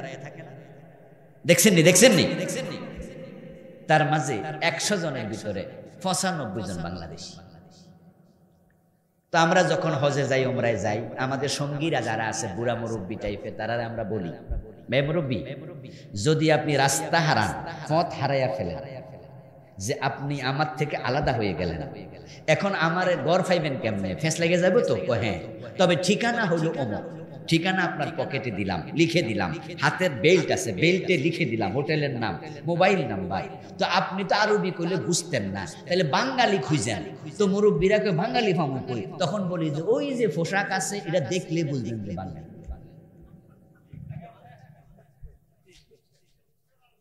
অভিজ্ঞতা থেকে বলছি। আপনারা মক্কা মদিনায় গেলে দেখবেন যারা দাঁড়ায় আছে রাস্তায় সুইপারি করছে, কাগজ টোকাইতেছে, ঝাড়ু দিতেছে, ওই লোকগুলো অধিকাংশ আমার বাংলাদেশি ভাই। এবার বলুন তো, যদি সে এখান থেকে কিছু প্রশিক্ষণ নিয়ে যাইতো, রাস্তায় ঝাড়ু দেওয়ার প্রয়োজন হতো না। এখন আপনি যে ফ্রি ভিসা ওরে পাঠিয়ে দিলেন, এখন ওই দেশে যাওয়ার পরে ওই দেশের লোকেরা ওরে জিজ্ঞাসা করে, এই হাবিবি, এই হাবিবি, ওই সাদেকি, ও আমার দোস্ত, ও আমার বন্ধু, তুই কি কাজ জানোস? এখন হে কয়, আমি তো কোনো কাজই, কি কয়, মাফি মালুম। একজন আরবি কয়ে দিছে, এই যে হেতে কয়ে দিল মাফি মালুম, আমি কিছু জানি না। তখন হে বোঝে, তাহলে তো কাগজ টোকাইতে তো আর কোনো এলেম লাগে না। রাস্তায় কাগজ টোকাইতে এলেম লাগে? রাস্তা ঝাড়ু দিতে কোনো এলেম লাগে? কত, তাহলে তুই এই কামটাই কর। বেতন কত? 1800 রিয়াল, 2000 রিয়াল, 2500। আর যদি বলতো যে হ্যাঁ আমি গাড়ি ড্রাইভিং করতে জানি, আমি ফ্রিজ ঠিক করতে জানি, আমি বিদ্যুতের কাজ জানি, আমি টাইলসের কাজ জানি, আমি এটা জানি ওটা জানি, তাহলে তার দাম বাড়তো, বেতন হতো 5000 রিয়াল, 3000 রিয়াল, আর সে দেশে বেশি টাকা পাঠাইতো। এই দেশে আর বলা লাগতো না ছেলে হোক মেয়ে হোক দুটি যথেষ্ট, খাওয়াইব কে চিনতে থাকছি। এই জন্য আল্লাহ তাআলা বলেন, লা তাকতুলু আওলাদাকুম খাশিয়াতা ইমলাক নাহনু নারযুকুহুম ওয়া ইয়্যাকুম ইন্না কাতলাহুম কানা খিতান কাবীরা। রিজিকের ভয়ে কখনো সন্তান হত্যা করো না, তোমাদেরকে আমি খাওয়াই, তাদেরকেও খাওয়াবে কে? আসলে আলহামদুলিল্লাহ রিজিকের মালিক যে আল্লাহ, তা তো আমরা দেখেছি। যখন দেশটা স্বাধীন হয় 71-এ, দেশ স্বাধীন হওয়ার সময় আমাদের দেশে জনসংখ্যা ছিল 7 কোটি। কথা বলেন, কথা বলেন, কয় কোটি? 7 কোটি। দেশ ছিল 56,000 বর্গ মাইল। 74-এ আমরা দেখেছি, 74-এ দুর্ভিক্ষ হয়েছিল, না খাইয়া মানুষ মারা গেছে। আমাদের শিল্পাচার্য জয়নাল আবদিনের লেখা, সে কাকের ছবি, মানুষের মরা কঙ্কালের ছবি, ওই ছবিগুলা এখনো বিভিন্ন গ্যালারিতে। ওই বাসন্তী ইজ্জত ঢাকার জন্য কাপড় পায় নাই, মাছ ধরার জাল পরিধান করেছে। মানুষ মারা গেছে, কাপড়ের কাপড় পায় নাই, কলা পাতা দিয়া বেড়াইয়া বাইন্দা মানুষকে কবর দিছে। 74-এ দুর্ভিক্ষে। দেশ স্বাধীন হলো 71-এ, মানুষ ছিল 6 কোটি, 2 বেলা 3 বেলা খাইতে পায় নাই। আমি যখন ছোট ক্লাস 1-2-তে পড়ি, আমারও মনে আছে, আমাদের পাশের বাড়ি আত্মীয় মহিলা, আমাদের বাড়িতে চাপা কল ছিল না, পাশের বাড়িতে ছিল, ও পাশের বাড়ি থেকে কলস ভর্তি করে আমার মায়ের কাছে দিত। আমার মা ভাতের মারের সাথে কিছু ভাত দিত। আমার বন্ধু, এখন মানুষ হয়ে গেল 18 কোটি, তখন 7 কোটি মানুষ, 56,000 বর্গ মাইলের বাংলাদেশ, দুবেলা খাবার জোটে না। এখন বন্ধু আলহামদুলিল্লাহ এমন রিজিক বেড়েছে, এখন গরিবের বাড়িতে পোলার চাল আছে। এখন ফকিন্নির বাড়িতে মুন্ন সিরামিক্স পাবেন, কাঁচের গ্লাস পাবেন। এবং ঢাকা শহরে এমন ভিক্ষুক আছে যার বাড়ি আছে, ভিক্ষা করে অভ্যাস। শুধু ভিক্ষা করলে একদিনে 300-500 টাকায় বেড়ে বেড়ে পায়। আল্লাহ রিজিকে এমন বারাকা দিছে, দেখেন না আপনি লক্ষ্য করে। জমিনে আগে দান হইতো 1 বিঘাতে কত মন, এখন হয় কত গুণ। আগে হতো বছরে 1-2 বার, এখন আমাদের কুমিল্লা অঞ্চলে হয় বছরে 3 বার। আগে পেয়ারা গাছের মগডালে উঠতেন, আমরা ছোটকালে পেয়ারা খাইছি একসাথে 3টা 4টা 5টা, পকেটের মাঝে 8-10টা পেয়ারা লইয়া গাছের মগডালে বসে বসে খাইছি। আর এখন গাছ হইছে ছোট, পেয়ারা হইছে বড়, একটাই 3 জনে খাওয়া লাগে। নাম দিছে কি? কেজি না কাজী? আল্লাহ, কাজী হইলে বিএপি আর কেজি হইলে ওজন। আম, কত রকমের আম। আচ্ছা, আপনি কি ভাবতে পারেন, এক সময় আমাদের সময় নানার বাড়িতে আম গাছ বেশি ছিল, গেলে আম কাটতো নানি আর বলতো যে খা। দেখতাম ফোকা হাঁটতেছে, নানি কইতো ফোকাওয়ালা খাইলে 7 শিখতে পারে। আচ্ছা, এরকম কথা কি আপনারা শুনছেন নি? কেন? এর মানে কি জানেননি? মানে ফোকাওয়ালাটা খাইয়া, এটা খাওয়ার ট্যাবলেট, বুদ্ধি। আচ্ছা, এখন যে আম বাইরেছে বাজার থেকে আমরা কিনি, পোকা নাই, কত রকমের আম, সুবহানাল্লাহ। আচ্ছা বলুন তো, 18,000 মানুষ, খাবার কমেছে না বেড়েছে? রিজিকের মালিক কে? রিজিকের মালিক কে? তাই রিজিকের ভয়ে সন্তান হত্যা করে। হিন্দুরা তাদের লক্ষ লক্ষ দেবতা বানাইছে, তাদের খোদার সংখ্যা নাকি 33 কোটি। মূল খোদা মূল রবকে ভুলে গেছে। আল্লাহ শুকরিয়া, আমরা নবী মুহাম্মাদের ইবাদত করি না, আমরা নবী মুহাম্মাদের সন্তুষ্টি কামনাও করি না, আমরা নবী মুহাম্মাদের রবের সন্তুষ্টি কামনা করি। আমরা নবী মুহাম্মদকে অনুসরণ করি, তাকে মেনে চলি। কিন্তু আমরা বলি ইন্না সলাতি ওয়া নুসুকি ওয়া মাহইয়ায়া ওয়া মামাতি লিল্লাহ। নিশ্চয় আমাদের নামাজ, আমাদের স্যাক্রিফাইস, আমাদের জীবন, আমাদের মরণ সব কিছু কার জন্য? সব কিছু কার জন্য নিবেদিত? নবী মুহাম্মাদের রেজামন্দি আমরা তালাশ করি না, কারণ নবী আমাদেরকে বলে নাই তোমরা আমার সন্তুষ্টির জন্য ইবাদত করো, বরং আমাদের প্রিয় নবী মুহাম্মদ সাল্লাল্লাহু আলাইহি ওয়াসাল্লাম আমাদেরকে আল্লাহর সন্তুষ্টি অর্জন করতে বলেছেন, শিখিয়েছেন। ঠিক নয় কি? ওয়াকাদা রাব্বুকা আল্লা তা'বুদু ইল্লা ইয়াহু। প্রথম মেসেজ, এক আল্লাহ ছাড়া কারো ইবাদত করা যাবে না। এই মেসেজ যারা গ্রহণ করবে শুধু তারাই হবে জান্নাতি। হাসরের ময়দানে আল্লাহ মানুষকে যখন জান্নাত দেবেন, জান্নাত দেওয়ার আগে তিনি বলবেন ফাদখুলি ফি ইবাদি, তারপরে বলবেন ওয়াদখুলি জান্নাতি। আগে বলবেন আমার বান্দা, আমার ইবাদতকারী কারা, তারা লাইনে দাঁড়াও। হাসরের ময়দানে তোমরা যারা আছো আমার বান্দাদের কাতারে ঢোকো।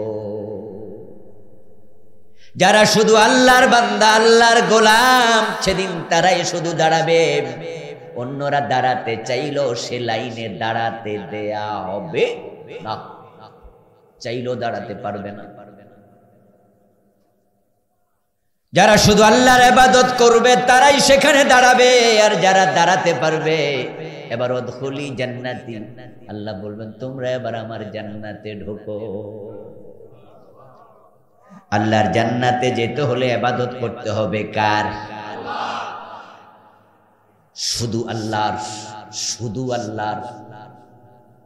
আল্লাহর ইবাদত করবেন, আবার মাজারে যাইয়াও সেজদা দেবেন, তাহলে ফিরের ইবাদত হয়ে গেল। দুজনের ইবাদত যে করবে সেই হলো মুশরিক। যে শুধু আল্লাহর ইবাদত করবে সেই হলো মুমিন। যারা লাত মানাত উজ্জার ইবাদত করত, নম করত, কাবার ভিতরে বাহিরে ৩৬০ মূর্তি স্থাপন করছে, তার কাছে গিয়ে মাথা নত করেছে, ওরা কিন্তু আল্লাহর ইবাদত ছাড়ে নাই, তারা আল্লাহর ইবাদত করত। কিন্তু তারা মুশরিক কেন? কারণ তারা শুধু আল্লাহর ইবাদত করে নাই, আল্লাহর সাথে অন্যকেও শামিল করেছে। এখন আপনি মসজিদে গেলে আল্লাহর আইন মানবেন, সংসদে গিয়ে ব্রিটিশ আইন মানবেন, অথচ আইনের মালিক শুধু কে? তো দুজনেরটা মানলে আপনিও মুশরিক। রেজাল্ট সমান। মক্কার লোকদের ব্যাপারে আল্লাহ তাআলা বলছেন লা ইন সালতাহুম মান খালাকাস সামাওয়াতি ওয়াল আরদ লা ইয়াকুলুনাল্লাহ। হে রাসূল, লাত মানাত উজ্জার পূজা যারা করে এই মুশরিকদেরকে যদি আপনি প্রশ্ন করেন আকাশ এবং জমিন কে বানিয়েছে, তারাও বলবে আকাশ জমিন বানিয়েছে আল্লাহ। এটা তারাও বোঝে, তারাও জানে। কিন্তু যে আল্লাহ আকাশ এবং জমিন বানিয়েছে শুধু তার ইবাদত করে না, লাতের ইবাদত মানাতের করে, এজন্য তারা মুশরিক। আর আপনি আপনার উম্মতকে বলে দেন না না এটা করা যাবে না, বরং তোমাদের চিন্তা হবে ইয়াকা না'বুদু, আমরা শুধু তোমার ইবাদত করব, তার সাথে কাউকে শরীক করা যাবে না। আমাদের দেশে যারা হিন্দু আছে, হিন্দুদের মাঝে অনেকে আছে যারা ভগবান ঈশ্বর বলে আল্লাহকে ডাকে, এবং তারা মাঝে মাঝে কেমন আছেন জিগাইলে আল্লাহ ভালো রাখছে, এমন হিন্দুও আসেনি আসেনি? হ্যাঁ, আমি পাইছি এমন অনেক। জিগাইলে দাদা কেমন আছেন, আল্লাহ ভালো রাখছে। সাভারে আমি জুমা পড়াইছি এক মসজিদে 14 বছর। ওই মসজিদের পিছনে একটা হিন্দু দোকানদার, ঔষধের ছোট মোটো ডাক্তার, ওই যে LMF আছে না, ছোট ডাক্তার, ফার্মেসিতে ওষুধ বেচে আর ছোট মোটো ডাক্তারি। তো একদিন আমি ওনার কাছে কি ওষুধ জানি কিনতে গেলাম, আমার মসজিদের সাথেই পিছনে। তো ওখানে গিয়ে আমি দাঁড়াই আছি, এর মাঝে দেখি একজন রুগী এসে ওনারে বলতেছে ওষুধ দেন, দিল। দেওয়ার পরে রুগী জিজ্ঞাসা করতেছে ডাক্তার সাহেব এই ওষুধে রোগ ভালো হইব নি? তখন ওই আল্লাহর বান্দা ডাক্তার বলতেছে, হিন্দু ডাক্তার বলতেছে, এই ওষুধে কি রোগ ভালো করে? রোগ ভালো করে আল্লাহ। আপনি যান ওষুধ খান, ওষুধ হলো উসিলা, ভালো করবে আল্লাহ, জান। আমি অবাক হয়ে তাকায় থাকলাম, কি কইল? এটা তো সব ইমানদারও বোঝে না, ঠিক না? সব মুসলমানও তো এই কথা কয় না। আরে কইল ডাকি। আচ্ছা আপনারা বলুন তো আসলে কি ওষুধ রোগ ভালো করে না আল্লাহ করে? এই ডাক্তারি কেমনে কথা? আমার বন্ধু যারা বলে আল্লাহর কথাই যে বললো আল্লাহ ভালো করে, এই হিন্দুরাই কিন্তু আবার বিয়ের সময় সরস্বতী, বিয়ের সময় আপনার ওই যে শিবের পূজা করে, যেই হিন্দুরা ঈশ্বর বলে আল্লাহকে ডাকে, পরীক্ষা দিতে যাওয়ার সময় তারা সরস্বতীর পূজা করে। তারা বলে মা সরস্বতী আমারে পরীক্ষা পাস করাইও। যখন দান পাট লাগায়, গম লাগায়, তখন লক্ষ্মীর পূজা করে, আপনার দুর্গার পূজা করে। যখন ব্যবসা বাণিজ্য করে তখন লক্ষ্মী দেবীর পূজা করে। তাই হিন্দুদেরকে দেখবেন দোকানে সন্ধ্যা বেলায় ধূপ জ্বালায় এবং তাদের দোকানে তারা লক্ষ্মী দেবীর মূর্তি রাখে। তাদের ধারণা হলো ঈশ্বর তো আছে, তিনি আসমানে থাকে, উনি হলো মূল খোদা।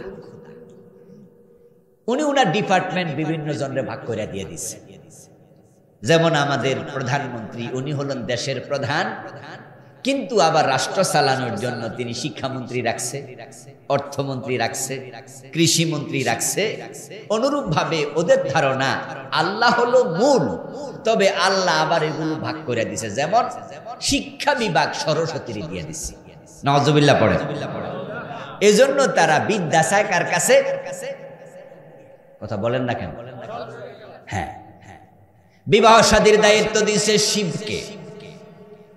এই জন্য যাদের বিয়ে হয় না তারা শিবলিঙ্গের পূজা করে, করেনি? নাম শুনছেন নি? শিবের পূজা করে, মোটা করে বানায় রাখে। যখন লেখাপড়া করতে যায় তখন সরস্বতীর পূজা করে তার কাছে চেয়ে যায়। যখন দান পাট গম চাষাবাদ করতে যায় তখন কয় যে দুর্গা দেবী। এজন্য তারা বলে এবার ধান বেশি হয়েছে, পাট বেশি হয়েছে। আমাদের নেত্রীও মন্দিরে যাইয়া বলে ফেলছিল এবার দুর্গা দেবী গজে চড়ে জমিনে নেমেছে স্বর্গ থেকে, তাই ধান বেশি হয়েছে।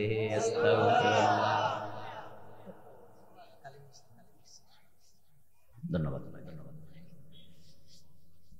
আজকের এই মাহফিলে কালিগঞ্জ থানার বর্তমান অফিসার ইনচার্জ, কি নাম ভাই?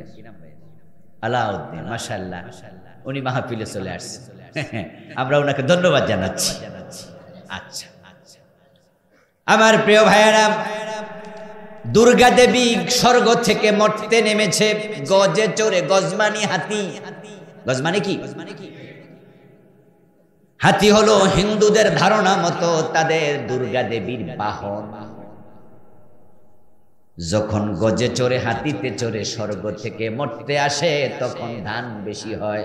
তাহলে ফসলের দায়িত্ব কৃষিমন্ত্রীর দায়িত্ব দিছে কারে? দুর্গারে। এজন্য তারা দুর্গা দেবীর পূজা করছে। ক্ষেত ভালো হবে, ফসল ভালো হবে। এবার আপনারা বলুন তো, আমাদের যখন লেখাপড়া দরকার, জ্ঞান চাই কার কাছে? আল্লাহ শিখাইছে ওয়াকুর রাব্বি জিদনি ইলমা, রাব্বি জিদনি। আমরা বলি ও রব তুমি আমাদেরকে ইলম দাও। আমরা এটা বলি না যে আল্লাহ শিক্ষা বিভাগ আরেকজনের দিচ্ছে, আমরা বলি শিক্ষা কার হাতে, রিজিক কার হাতে। ইন্নাল্লাহা হুয়ার রাজ্জাকু যুল কুওয়াতিল মাতিন। আমরা বিশ্বাস করি আল্লাহই একমাত্র রিজিক দাতা। আমরা মনে করি না আল্লাহ রিজিক আরেকজনের হাতে দিচ্ছে। যখন আমাদের সন্তানদের বিয়ে হয় না, আমরা দোয়া করি কার কাছে? বিপদে পড়লে বিপদ থেকে বাঁচার জন্য প্রার্থনা করি কার কাছে? সবকিছু এক আল্লাহর হাতে। আল্লাহ ছাড়া কারো কাছে চাওয়ার কোনো অনুমতিও নাই। কিন্তু এরপরও কিছু মুসলমানের সন্তান বিভ্রান্ত, যারা জান্নাত থেকে বঞ্চিত হবে। সন্তান যদি না হয় তাহলে আমরা আল্লাহর কাছে চাইব, কারণ সন্তান দেয়ার মালিক শুধু কে? আল্লাহ। কিন্তু কিছু লোক খাজা বাবার কাছে সন্তান চাওয়ার জন্য ইন্ডিয়া চলে যায়, এমনও আছে না নাই? বিয়ের প্রথম 2 বছর 4 বছর সন্তান হয় না, আল্লাহর কাছে চাইল, তারপরও যদি না হয় হুজুরের কাছে দোয়া করতে গেল, চাই হুজুর দোয়া করেন, মা বাবা দোয়া করে, এক পর্যায়ে ইন্ডিয়া চলে যায় পাসপোর্টে ভিসা লাগাইয়া, কারণ তার ধারণা কেউ ফিরে না খালি হাতে খাজা বাবার। আস্তাগফিরুল্লাহ। বিভ্রান্ত কিছু ব্যক্তি যারা মাইকের সামনে আলেম হয়েও বসে, তারা পর্যন্ত বিভ্রান্তি ছড়াচ্ছে। গান গাইছে বক্তা, আল্লাহর ধন রাসূলকে দিয়া আল্লাহ গেছে গায়েব হইয়া, রাসূলের ধন খাজা লইয়া শুইয়া আছে আজমিরে, কেউ ফিরে না খালি হাতে খাজা তোমার দরবারে। আস্তাগফিরুল্লাহ। ওয়া কাদা রাব্বুকা আল্লা তা'বুদু ইল্লা ইয়্যা, রবের ফয়সালা ইবাদত হবে শুধু আল্লাহর। এই ফয়সালা মানতে আপনারা রাজি আছেন না নাই? ইবাদতটা কি? আমাদের দেশের লোকেরা ইবাদত অনেকেই না বুঝে না, না বুঝার কারণে নামাজও পড়ে সুদও খায়। নামাজি সুদে টাকা লাগাইছে এমন নামাজি কালীগঞ্জে নাই। সে নামাজ পড়ে ভাবছে ইবাদতকারী, আসলে সে ইবাদত বুঝে নাই, তাই সুদ খাচ্ছে। মুখে দাঁড়িয়ে আছে ফাইল আটকাইয়া, তারপরে ঘোষ খায়া সাইন করে এমন অফিসার আছে না নাই? নামাজ পড়ছে ঘোষ খায়।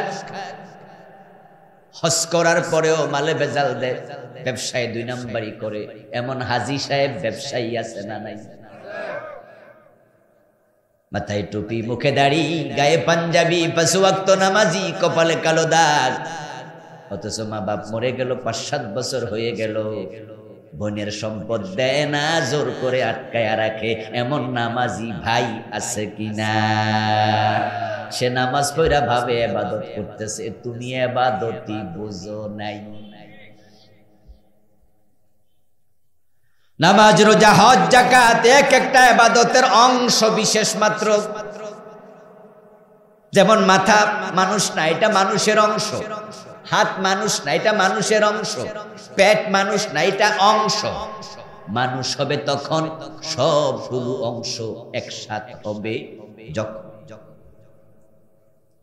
যদি শুধু নামাজ ইবাদত হতো তাহলে সূর্য ওঠার সময় নামাজ পড়লেও সওয়াবই হতো, কিন্তু সূর্য ওঠার সময় নামাজ পড়লে সওয়াব হয় না, উল্টা গুনাহ হয়। সূর্য ওঠার সময় নামাজ পড়া জায়েজ না, হারাম। তো নামাজ ইবাদত হলে নামাজ পড়া হারাম হবে কেন? মাঝে মাঝে আমরা যখন ঘুম থেকে উঠতে লেট করে ফেলি, বছরে 6 মাসে মাঝে মাঝে একটু হতেও পারে, রাসূলেরও নামাজ কাজা হতে পারে, আজকে টেরই পানি। ঘুম থেকে উঠে দেখছেন সূর্য উঠছে, তখন দৌড়াদৌড়ি করে ফজরের নামাজে দাঁড়াবেন না ওয়েট করবেন? আপনি সূর্যকে উঠতে দেন, অপেক্ষা করুন, সূর্য ওঠার সময় নামাজ পড়তে রাসূলুল্লাহ নিষেধ করেছেন।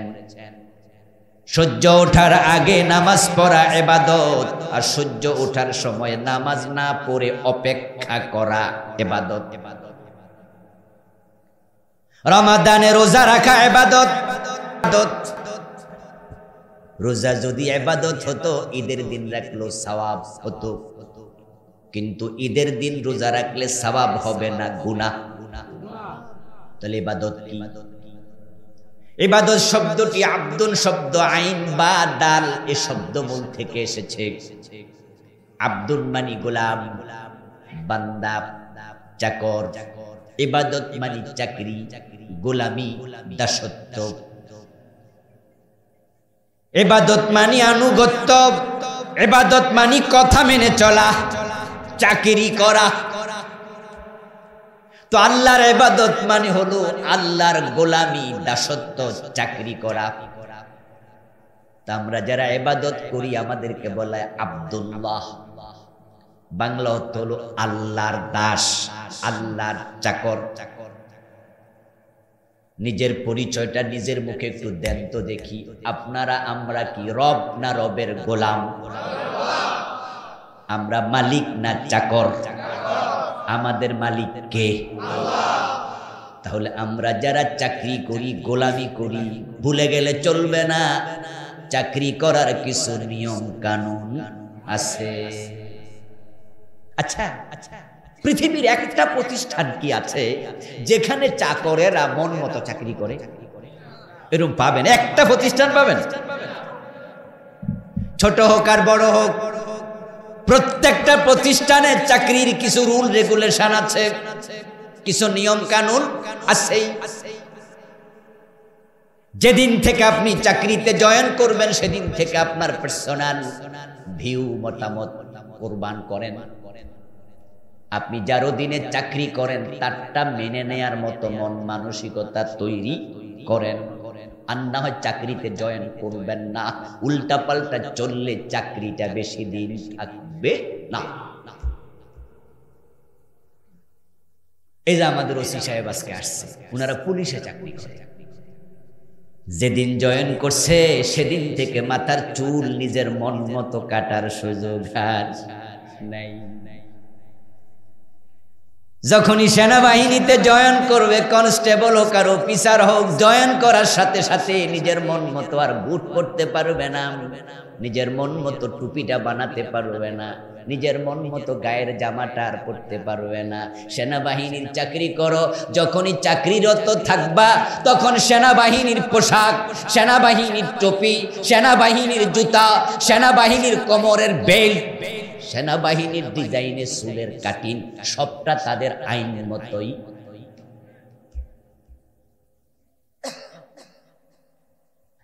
আপনি স্কুলে যান, মাদ্রাসায় যান, যেখানে যান, প্রত্যেকটা প্রতিষ্ঠানেরই কিছু আইন আছে। কোথায় নাই? গার্মেন্টস আইন নাই? আমি ওই জায়গায় চাকরি করি, সরকারি মাদ্রাসায় পড়াই। আচ্ছা, আমি কি আমার মন মতো ঢুকবো, মন মতো বাইরে যাবো এরকম? সেখানে প্রিন্সিপাল আছে না? আমার কি ক্লাস রুটিন আছে না? কোথায় নাই নিয়ম? এবার যদি আল্লাহর গোলামি করেন, আল্লাহর চাকর আপনি হন, আল্লাহর জান্নাত চান, আল্লাহর কিছু আইন আছে না নাই? ওই আইন না মানলে আল্লাহর গোলাম হবেন কেমনে? এখন আমাদের অবস্থা এমন হয়েছে যে আমরা আল্লাহর আইন মানি না, তা বলি না, আবার আল্লাহর সব আইন মানতে রাজি সেটাও না। তাই জোহরে আসি, আসরে নাই, মাগরিবে আসি, এশায় নাই, জুমায় আসি, ওয়াক্তিয়া নাই, নামাজও আসি, আবার সিনেমা হলেও আসি। চলছে জীবন মন মতো। সাহেবুল হাওয়া। তুমি আত্মপূজা, আল্লাহর পূজা তুমি করো না। তুমি আত্ম ইবাদতকারী, তুমি আল্লাহর ইবাদতকারী না। আল ইবাদাতু হিয়া কাদাউল হায়াতি বিহাসবি আওয়ামিরিল্লাহি তাআলা ওয়া নাওয়াহি। ইবাদতের ডেফিনিশন কি? সব জিনিসের সংজ্ঞা আছে, ইবাদতের বুঝি নাই। নাউন কাকে বলে, প্রনাউন কাকে বলে, এসএম কাকে বলে, ফেইল কাকে বলে, প্রত্যেকটার সংজ্ঞা আছে। আপনি যে ইবাদত করার জন্য আল্লাহ বানাইছে সে ইবাদত কাকে বলে এটার ডেফিনেশন কয়জনে শিখছেন? না শিক্ষাই ইবাদত চালাইছেন, যার কারণেই তো আমাদের ইবাদতের আগাও নাই গোড়াও নাই। আল ইবাদাতু হিয়া কাযাউল হায়াত বিহাসবি আওয়ামিরিল্লাহি তাআলা ওয়া নাওয়াহি। ইবাদতের সংজ্ঞা হলো আল্লাহর আদেশ এবং নিষেধের ভিত্তিতে জীবন পরিচালনা করা। জীবন আছে যতদিন আইন মানবেন ততদিন, আইন আছে সেখানে আপনি আছেন যেখানে।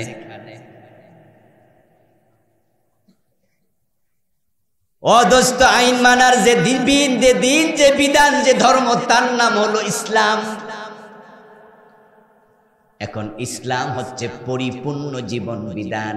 টয়লেটে যাওয়া থেকে রাষ্ট্র পরিচালনা করা, পাকঘর থেকে সংসদে যাওয়া, চুল কাটা থেকে মঙ্গল গ্রহে যাওয়া, জীবনের বটম থেকে টপ, এভরি মোমেন্ট আপনি ইসলামের বিধানের বাহিরে যাওয়ার কোনো সুযোগ আপনার নাই। এজন্য একজন ব্যক্তি যদি আল্লাহর অর্ডার রাসূলের অর্ডার মতো ঘুমাতে যায় তার ঘুমটাও ইবাদত হিসাবে আল্লাহ কবুল করে। কোন ব্যক্তি যখন আল্লাহর আইন মেনে খাবার খায়, খাবার খাওয়াটা ইবাদত।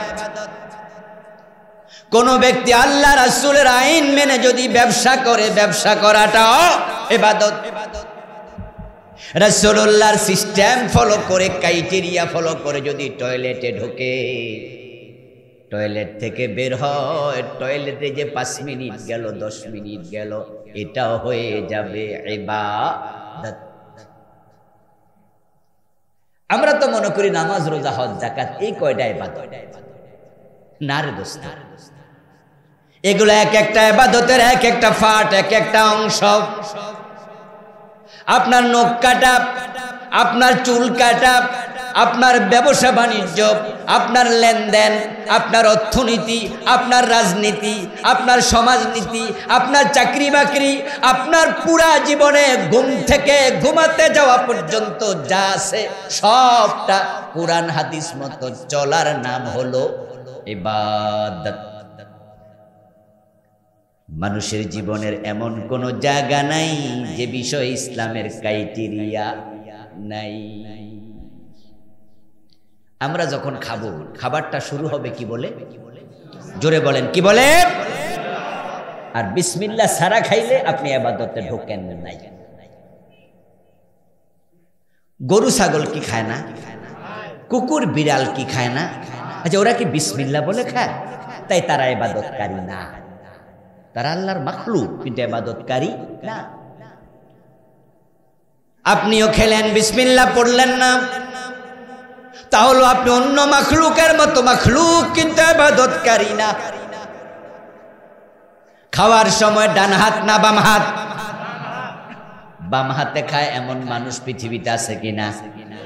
বাংলাদেশে গ্রামে গঞ্জে আলহামদুলিল্লাহ খুব কম, শহরের মাঝে অ্যাভেলেবেল। বিশেষ করে চাইনিজ রেস্টুরেন্টে অথবা ভিআইপি কোনো রেস্টুরেন্টে গেলে আপনি দেখবেন যে অনেকে বাম হাতে খাচ্ছে। এটা নাকি আধুনিকতা। ডান হাতে বিড়ি টানে, বাম হাতে চা খায়। ও প্রিয় ভাই, রাসূলুল্লাহ সাল্লাল্লাহু আলাইহি ওয়াসাল্লাম বলেছেন, লা তাকুলু বিশিমালিকুম, তোমরা বাম হাতে খেও না। ফাইন্নাশ শায়তানা ইয়াকুলু বিশিমালিহি, নিশ্চয়ই শয়তান তার বাম হাতে খায়। যারা বাম হাতে খায় তারা আধুনিক হলো না শয়তান হলো। আপনি ডান হাতে খাবেন, বিসমিল্লাহ বলে খাবেন, চেটে পুটে খাবেন, হালাল খাবার খাবেন, আঙ্গুলটা চেটে খাবেন, খাবার নষ্ট করবেন না, সুন্দর করে শেষ করে এবার আলহামদুলিল্লাহ বলবেন। টোটাল খাবার প্রতি লোকমা দান করলে যত সওয়াব হতো, আল্লাহ প্রতি লোকমা তো ওই সওয়াব লিখে দিতে থাকবেন। হাত্তা তাজআলাল লুকমাতাল্লাতী ফি ইমরাতিকা। প্রিয় নবী মুহাম্মদ সাল্লাল্লাহু আলাইহি ওয়াসাল্লাম বলেন, তুমি নিজে খেলে তোমার বউয়ের মুখে যে খাবারটা তুলে দিলে আল্লাহ এটা সাদাকা হিসাবে সওয়াব লিখবেন। সিহাসিত্তা নামে হাদিসে 6টা কিতাব আছে, তার মাঝে 6 নম্বরেরটার নাম ইবনে মাজাহ। আলেম ওলামারা সবাই এই কিতাবটা পড়ে। ইবনে মাজাহর 2য় পৃষ্ঠাতে একটি হাদিস আছে, মান আহাদাসা ফি আমরিনা হাযা মা লাইসা মিনহু ফাহুয়া রাদ। এই হাদিসের অধীনে হাসিয়া আছে, ব্যাখ্যা আছে, সাইডে লেখা। ওই ব্যাখ্যার মাঝে ব্যাখ্যাকার লিখতেছেন, যদি কোনো ব্যক্তি টয়লেটে বাম পা দিয়ে ঢোকে, ডান পা দিয়ে বের হয়, তাহলে টয়লেটে যতক্ষণ বসে থাকবে, একটা মাদ্রাসা বানাইয়া দিলে, বিল্ডিং বানাইলে যত সওয়াব আল্লাহ দিত, শুধু বাম পা দিয়া ঢুকে ডান পা দিয়া বের হলে এর চেয়ে বেশি আল্লাহ সওয়াব লিখে দেয়। এই কথা পড়ে আশ্চর্য হলাম, কি লিখলো রে লেখক, মহর্ষি কে লিখলো হাসিয়াকার। পরে উনি নিজে ব্যাখ্যা করতেছেন, আজকে যে মাদ্রাসার বিল্ডিং গুলো আছে, রাসূলুল্লাহর জামানায় এভাবে মাদ্রাসা বানানোর কোনো সিস্টেম ছিল না। আল্লাহর হাবিব পড়িয়েছেন মানুষকে, মসজিদের ভিতরে পড়িয়েছেন, গাছতলায় পড়িয়েছেন, যায়েদ বিন আরকামের বাড়িতে দারে আরকামে পড়িয়েছেন। কিন্তু মাদ্রাসা বানানোর সিস্টেমটা পরবর্তীতে চালু হয়েছে, এই জন্য মাদ্রাসার বিল্ডিং বানানোকে বেদাতে হাসানা বলে। কিন্তু বাম্পা দিয়ে টয়লেটে ঢুকা এটা রাসূলের নিজের সুন্নাত, এটা রাসূলের দেখানো ইবাদত। এই জন্য আল্লাহর কাছে বেদাতে হাসানার চেয়ে একটা সুন্নত ছোট হলেও তার দাম অনেক অনেক বেশি। আপনি বিসমিল্লাহ পড়ে আল্লাহুম্মা বিসমিকা আমুতু ওয়া আহইয়া পড়ে ডান কাতে ঘুমায়া যান। ঘুম থেকে ওঠার পর আলহামদুলিল্লাহিল্লাযী আহইয়ানা বাদা মা আমাতানা ওয়া ইলাইহিন নুশুর পড়ে আবার ঘুম থেকে জেগে দোয়া পড়েন। যতক্ষণ ঘুমায়া থাকলেন ততক্ষণ নফল নামাজ পড়লে যত সওয়াব হতো, আল্লাহ ইবাদতের সওয়াব লিখতে থাকবেন। রাসূলের মতো খাইলে ইবাদত, রাসূলের মতো ঘুমাইলে ইবাদত, রাসূলের মতো নামাজ পড়লে ইবাদত, রাসূলের মতো হজ করলে ইবাদত, রাসূলের মতো দেশ চালাইলে রাজনীতিটাও হবে ইবাদত। এখন আমরা রাসূলের মতো নামাজ পড়তে সবাই রাজি, তা নিয়ে কেউ দ্বিমত করে না, কিন্তু রাসূলের মতো দেশ চালাইতে সবাই রাজি না। এখানে ইবাদত করব না, এখানে শয়তানের ইবাদত করব, এখানে ব্রিটিশের ইবাদত করব। নবী মুহাম্মদ সাল্লাল্লাহু আলাইহি ওয়াসাল্লাম 10 বছর মদিনার প্রেসিডেন্ট ছিলেন, ছিলেন কি না? এই 10 বছরে মন মতো দেশ চালাইছে না আল্লাহর আইন মতো? আল্লাহর আইনের কিতাব যেটা, এটার নাম কি? কি নাম? ওই আল্লাহর আইনের বই কিতাব কোরআন বাংলাদেশে আছে না নাই? 53 বছরে কোরআন দিয়া দেশটা চলছে কয়দিন? তো আল্লাহর কাছে জবাব দেবেন কি? আচ্ছা, আপনাদের ইমাম সাহেব যদি মাগরিবের নামাজ কালকে 4 রাকাত পড়ে, পড়বেন তো? 2 রাকাত পড়ে সালাম ফিরাইলে সালাম ফিরাইবেন না লোকমা দিবেন? লোকমা দিবেন না? কারণ প্রিয় নবী মাগরিব পড়ছে 3 রাকাত, হুজুর পড়ছে 2 রাকাত, সালাম ফিরামু না লোকমা দিমু? 4 রাকাত পড়লো কম, হুজুর এটা হইল কি? বেশি বললেন কেন? হুজুর যদি কয় যা ইচ্ছা পড়মু, বলবেন আপনার মতো ইমাম সরেন। রাসূলের ইসলাম কে মানে না, কে বোঝে না? সবাই বোঝে, তাই নামাজে রাসূলকে মানে, কিন্তু সংসদে ঢুকলে রাসূলের কথা মনে থাকে না, কারণ জানে ওখানে কোরআন ঢুকলে নিজের স্বার্থ বাঁচে না, ওখানে স্বার্থের প্রশ্ন। কারণ কোরআন যদি মানা শুরু হয় সংসদে, তাহলে ডেফিনেটলি চোর ধরে যে আইন হবে সেটা কি জেল দেয়া হবে না হাত কাটার আইন হবে? কোরআনে কি আছে? জেল দাও না হাত কাটো? হাত কাটার আইন কি বাংলাদেশে হয়েছে? 53 বছরে এক সরকার তো দেশ চালায় নাই, অনেক সরকার চালাইছে। তো কোন সরকারি চোর ধরে হাত কাটার আইন কেন করল না? বরং ব্রিটিশরা আইন করেছে চোর ধরে জেলে দাও। ডক্টর কামাল মিয়া এই আইন ঢুকাইছে, আর পরবর্তী 53 বছরে সবাই কয় যে এটাই বালা, এটাই বালা। কারণ কিন্তু আছে, কারণ হলো যদি হাত কাটা শুরু হয়ে যায় আর অনেক নেতা দেখবে নিজের হাতই থাকবে না, কারণ নেতাদের মাঝে অনেক চোর আছে যারা এই গত 15 বছরেও দেশের টাকা চুরি করে কানাডায় বেগম পাড়া বানাইছে।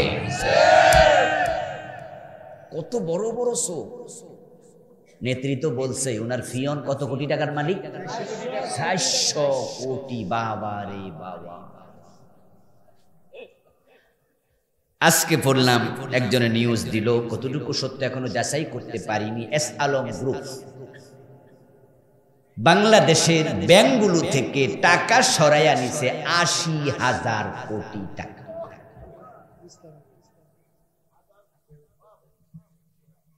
ওনারা আবার কইতেছে বলে এক ব্যাংক, আরো আছে, এডি কইছে না, শুধু ইসলামী ব্যাংক, সাথে এক্সিম আছে, আরাফা আছে, আরো আছে। আপনারাই বলুন তো, যারা দেশের টাকা চুরি করবে, লোপাট করবে, মাথায় চিন্তা আছে, তারা কোনোদিন চোর কেটে চোর ধরে হাত কাটতে হবে এই আইনের পক্ষে আসবে? কেমনে আসবে? আয়নার সামনে দাঁড়াইলে আয়নার ভিতরে কি দেখে? চোর দেখে, আয়নার ভিতরে চোর দেখা যায়। তো আল্লাহর হাবিবের চিন্তা সিস্টেমে নামাজ পড়লে যদি ইবাদত হয়, 10 টালাইলে ইবাদত কেন নয়? উনার মতো ঘুমাইলে ইবাদত, উনার মতো খাইলে ইবাদত, উনার মতো টয়লেটে ঢুকলে ইবাদত। আর 10টা বছর দেশ চালাইলেন রাসূল কোরআন দিয়ে। আবু বকর, ওমর, উসমান, আলী কাররামাল্লাহু ওয়াজহাহু, সাহাবায়ে কেরাম রাদিয়াল্লাহু তাআলা আনহু, 4 জন 30 বছর দেশ চালাইছে। হযরত ওমর তো অর্ধ পৃথিবী চালাইছে। অর্ধ পৃথিবী করেছো শাসন, ধুলার তখ্তে বসে, খেজুর পাতার প্রাসাদ তোমার বারে বারে গেছে খসে। আপনাদের কাছে আমার প্রশ্ন, ওমর যখন অর্ধ দুনিয়া চালালেন, মন মতো না কোরআন মতো? তা আমাদের কি হলো? আমাদের হলো কি? এই জন্য ইবাদত শুধু জীবনের কোন অংশে নয়, ইবাদত হবে পূর্ণ জীবনে।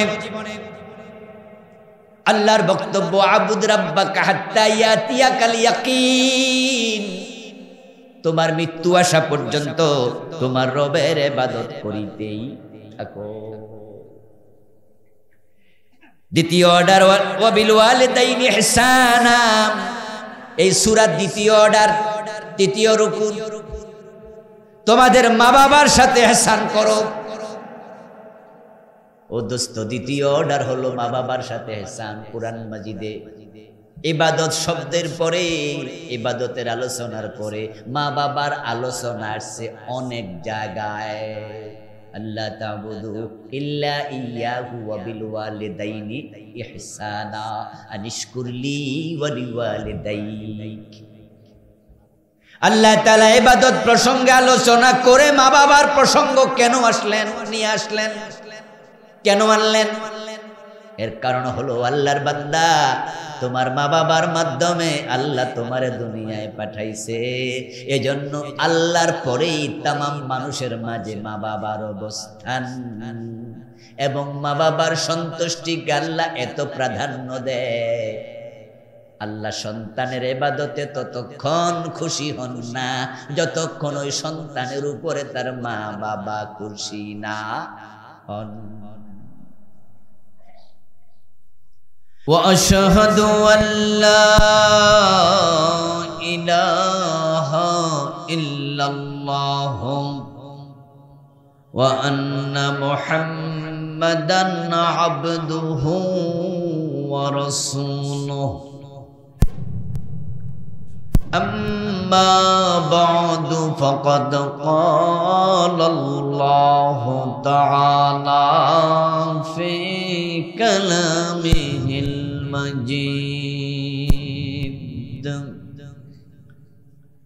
সকলে আমার সাথে পড়ুন আউযু বিল্লাহি মিনাশ শাইতানির রাজীম বিসমিল্লাহির রহমানির রহিম وقضى ربك ألا تعبدوا إلا إياه وبالوالدين حسنا وآت ذا القربى حقه والمسكين وابن السبيل ولا نحن نرزقهم وإياكم إن قتلهم كان خطأ كبيرا ولا تقربوا الزنا إنه كان فاحشة وساء سبيلا ولا تقتلوا النفس ولا تقربوا مال اليتيم إلا بالتي هي أحسن وأوفوا الكيل إذا كلتم وزنوا بالقسطاس المستقيم ولا تقف ما ليس لك به علم ولا تمش في الأرض مرحا قال النبي صلى الله عليه وسلم بابان معجلان عقوبتهما في الدنيا البغي والعقوق أو كما قال النبي صلى الله عليه وسلم সকলে মেহেরবানি করে দুরূদ শরীফ পড়ুন আল্লাহুম্মা সাল্লি আলা মুহাম্মাদিন ওয়া আলা আলি মুহাম্মাদ কামা সাল্লাইতা আলা ইব্রাহিম ইন্নাকা হামিদুম মাজিদ اللهم بارك على محمد وعلى آل محمد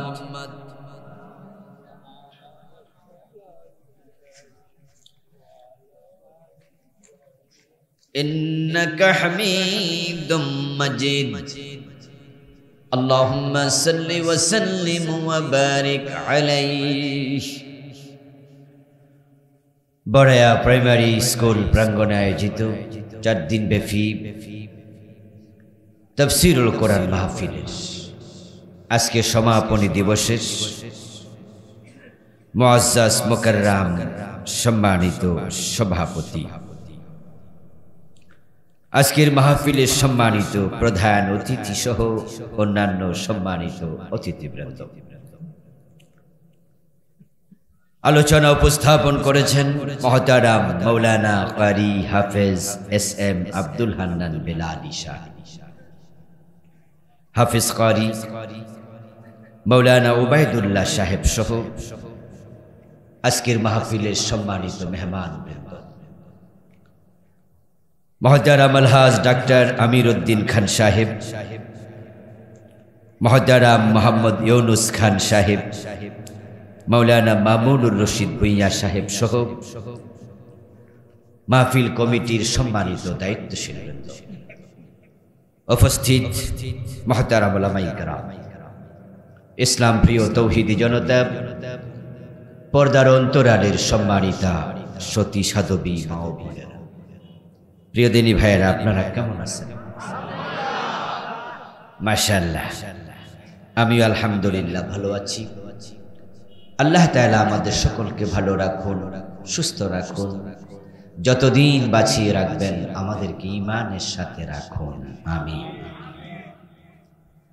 আল্লাহ তাআলার পবিত্র জাতের লাখো কোটি শুকরিয়া যে আল্লাহ আমাদেরকে কোরআনের এই চমৎকার আয়োজনের সাথে সম্পৃক্ত হওয়ার তৌফিক দিলেন। আল্লাহর বড় দয়া যে আমাদেরকে তিনি কোরআনের কথা বলতে দিলেন এবং কোরআনের কথা শুনতে দিলেন। কোরআনের কথা বলার যোগ্যতাও সবার থাকে না, শোনার মতো মনও সবার থাকে না। এই গ্রামে বাড়ি অথচ মাহফিলে আসে না, এমন দু চারজন আছে না? আবার 5 মাইল দূর থেকে চলে আসছে পায়ে হেঁটে, সাইকেল চালিয়ে, এমনও 2-4 জন আছে। এটা আল্লাহর সিলেকশন। মানুষের অন্তর আল্লাহ তাআলা 2 আঙ্গুলের মাঝখানে, তিনি যেদিকে চান ঘুরিয়ে দেন। এই সিজনে 10, 20, 30, 50টা মাহফিল শুনবে এমন শ্রোতাও আছে। বরং পোস্টার কোথায় আছে শুধুমাত্র ওয়ালে খোঁজ করে, কোথায় কোন দিন মাহফিল, শোনার জন্য হেঁটে হেঁটে চলে যায়। এই যে কোরআনের দুর্নিবার আকর্ষণ আল্লাহ তাআলা তার মনে তৈরি করে দিলেন, এটা তার প্রতি আল্লাহর করুণা। রাসূলুল্লাহকে যিনি কোলে পিঠে করে মানুষ করলেন, সেই আবু তালেবও কিন্তু ঈমান গ্রহণ করতে পারেননি। অথচ রাসূলুল্লাহ সাল্লাল্লাহু আলাইহি ওয়াসাল্লাম আবু তালেবের ইন্তেকালের সময় শিয়রের পাশে বসে বললেন, চাচা কুল লা ইলাহা ইল্লাল্লাহ আশহাদ লাকা বিহা ইনদাল্লাহ। চাচা আপনি একটাবার কালেমা পড়ে মরে যান, বাকি দায়িত্ব আমি নিলাম। আমি আল্লাহর কাছে আপনার কালেমার পক্ষে আমি সাক্ষী হয়ে দাঁড়াব, আমি সাক্ষ্য দেব। চাচা আবু তালেব বলল না, ওয়া কানা আখিরু কালামিহি হুয়া আলা মিল্লাতি আব্দুল মুত্তালিব। উনার শেষ কথা ছিল, ভাতিজা তোমার ধর্ম নিলাম না, আমি আমার বাবার ধর্মের উপরে আছি। নাউজুবিল্লাহ। নবী মুহাম্মদ তাকে কালেমা দিতে চান, দিল না। আর হাবশার বেলাল রাদিয়াল্লাহু তাআলা আনহু গলায় রশি লাগাইয়া কাফেররা টানে, বেলাল কালেমা ছাড়ে না। একজনকে কালেমা দিতে চায়, তিনি নেন না, আর বেলালের গলায় কালেমার জন্য রশি লাগাইয়া টানে, বেলাল কালেমা ছাড়ে না। কি বিষয়! আচ্ছা, আবু তালেব যদি শিয়রে রাসূল যখন বসে প্রস্তাব দিলেন কালেমাটা পড়তো, কালেমা পড়তে কি খুব কষ্ট হতো? আধা ঘন্টা লাগতো, অনেক বল নষ্ট হতো, কিচ্ছু না, শুয়ে শুয়ে আস্তে আস্তে। কিন্তু পড়লেন না। আর বেলাল কালেমা কেন পড়ছে? গলায় রশি লাগাইয়া টানছে, বেহুশ হয়ে যায়।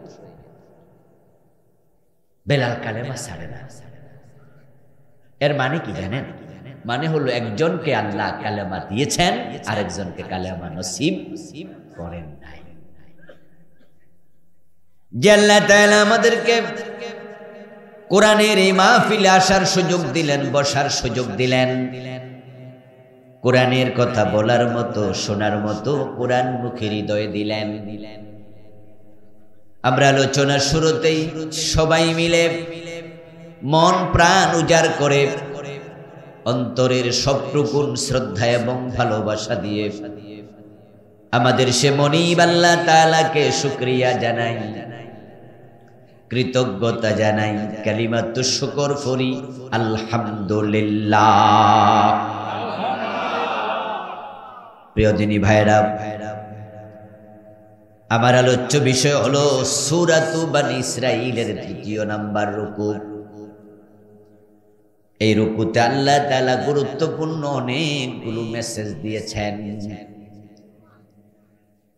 আমি ওই মেসেজগুলোর অংশ বিশেষ তেলাওয়াত করেছি। আল্লাহ তাআলা তৌফিক দান করলে এখান থেকে কিছু কথা বলবো ইনশাআল্লাহ।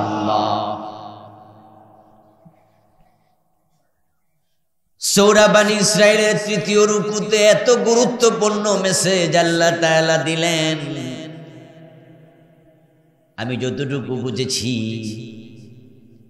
যদি এই রুকুটা আমল করে, যে আমল করবে সে নিশ্চিত জান্নাতি হয়ে যাবে। এখানে ইসলামের প্রায় অনেকগুলো বিষয় এসে গেছে এবং এই রুকুর মেসেজ আপনাকে পরিপূর্ণ মুসলিম বানিয়ে দেবে। কতটুকু সময় হেল্প করে জানি না, তবে আমরা শুরু করতে চাই। আল্লাহ শেষ পর্যন্ত শোনার তৌফিক দান করুন। আল্লাহ বলছেন, ওয়াকাদা রাব্বুকা আল্লা তা'বুদু ইল্লা ইয়্যাহ। ও প্রিয় নবী, আল্লাহ ফয়সালা করছেন, আপনার রব ফয়সালা করছেন। তিনি ঘোষণা দিচ্ছেন, তিনি বিধান আমাদের জন্য প্রণয়ন করছেন, তিনি নির্দেশনা দিচ্ছেন। নির্দেশনাগুলোর এক নাম্বার, আল্লাহ তা'বুদু ইল্লা ইয়্যাহু। তোমরা যারা আছো সব মানুষ শোনো, এক আল্লাহ ছাড়া তোমরা কারো ইবাদত করিও না। দুনিয়ার সব মানুষের জন্যই মেসেজ, কিন্তু দুনিয়ার অধিকাংশ মানুষ এই মেসেজ গ্রহণ করে নাই। যারা হিন্দু তারা দুর্গার বন্দেগী করে, লক্ষ্মীর পূজা করে, সরস্বতীর ইবাদত করে। যারা খ্রিস্টান তারা ঈসা আলাইহিস সালামকে খোদার বেটা বলে তার কাছে প্রার্থনা করে, যিশুর কাছে চায়, যিশুর সন্তুষ্টির জন্য কাজ করে। যারা বৌদ্ধ তারা গৌতম বুদ্ধের পূজা করে, গৌতম বুদ্ধকে খুশি করার জন্য কাজ করছে। গৌতম বুদ্ধের রবের কথা ভুলে গেছে। খ্রিস্টানরা যিশুকে খুশি করতে কাজ করে, যিশুর রবের কথা ভুলে গেছে।